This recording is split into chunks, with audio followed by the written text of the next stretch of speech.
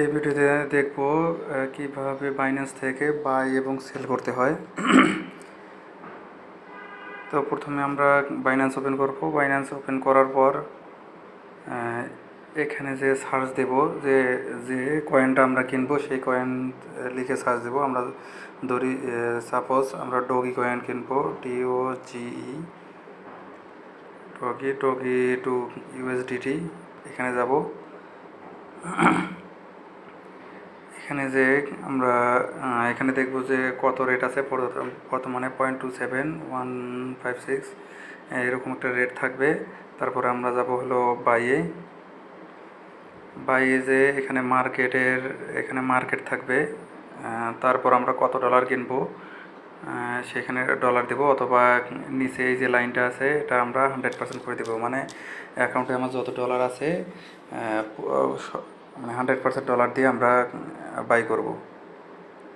তারপরে এখানে আর কিছু নাই। তারপর এখানে বাই ডগি। তো আমার অর্ডার ক্রিয়েট হয়ে গেছে, তার মানে আমার কেনা হয়ে গেছে। তারপর আমরা এখানে যাব, অ্যাসেটে যাব। নিচে অ্যাসেটে গেলে তাহলে আমরা এখানে দেখতে পারবো। তারপর এখানে স্পটে যাব। তারপর এখানে আমরা দেখতে পারবো ডগি কয়েন। আমরা 8.32, আমার আগে কিছু ছিল 30টা ডগি আমরা কিনে নিয়েছি। তো এটার দাম হলো 8.32। তো এখন একটু পরেই আমরা চেক করব যে আমাদের রেটটা। এখন আমরা এখানে যাব,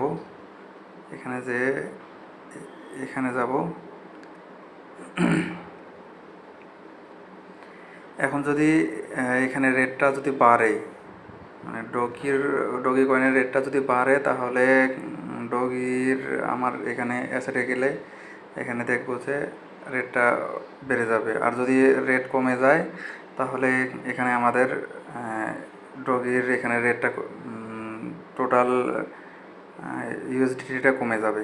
তো আমরা যদি একটু অপেক্ষা করি তাহলে একটু ভালোভাবে বুঝতে পারবো যদি কমে যায় বা বাড়ে।